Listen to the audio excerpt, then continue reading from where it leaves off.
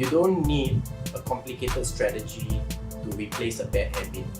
The formula I'm about to reveal, if applied consistently, will help to achieve everything you ever wanted.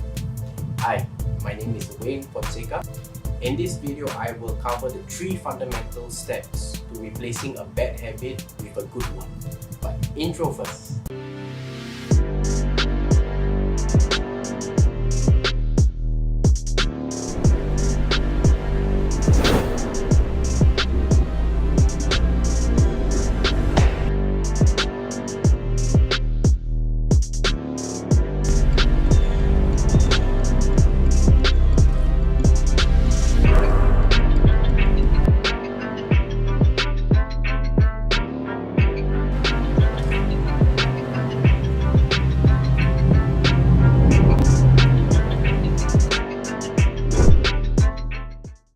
You don't water your plant, what will happen?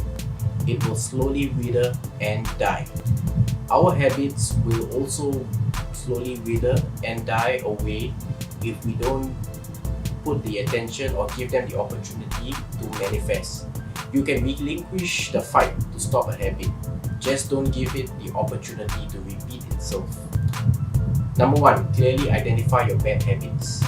The first step really is to think about the future. The consequences of having these bad habits.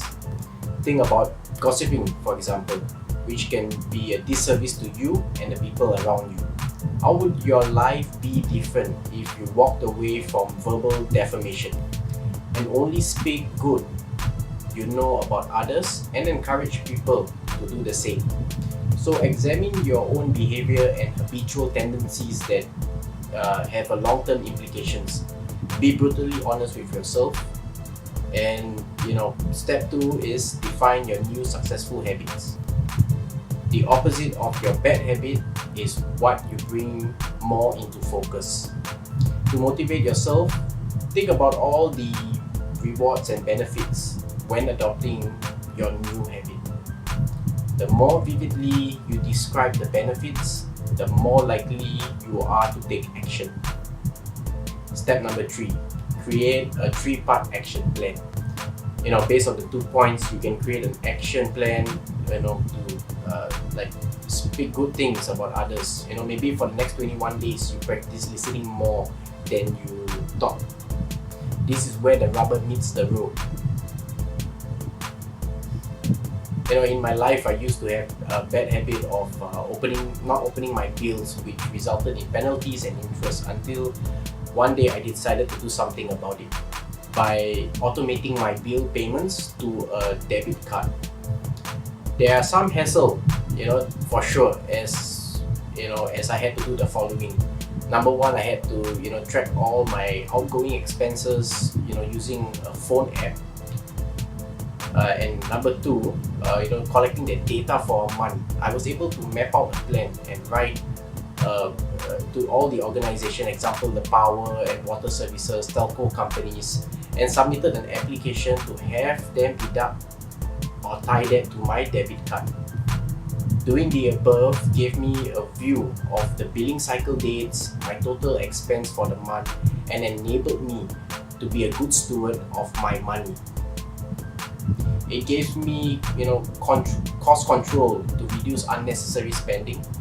Also, how much I need to earn passively through assets that could generate that monthly income. You don't have to be a millionaire. You just need to know the running costs monthly and make adjustments to build an investment portfolio, or get a higher paying job by delivering more value. So take action to conduct these 3 steps and work on it.